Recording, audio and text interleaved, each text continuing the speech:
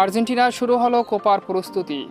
প্রথম দিনের অনুশীলনে মায়ামিতে নিজেদেরকে ঝালাই করে নিল টিম আর্জেন্টিনা। বিস্তারিত জানতে আমাদের সাথেই থাকুন। আসন্ন কোপা আমেরিকাকে সামনে রেখে প্রস্তুত হচ্ছে টিম আর্জেন্টিনা।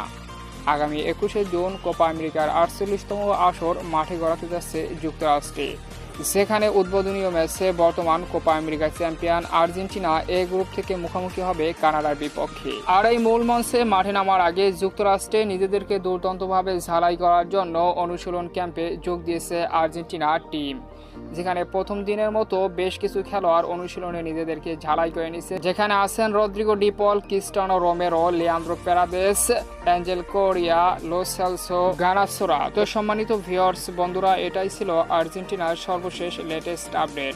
আর্জেন্টিনা ফুটবলের সর্বশেষ আপডেট পেতে আমাদের চ্যানেলটিকে সাবস্ক্রাইব করে পাশেই থাকুন। ধন্যবাদ।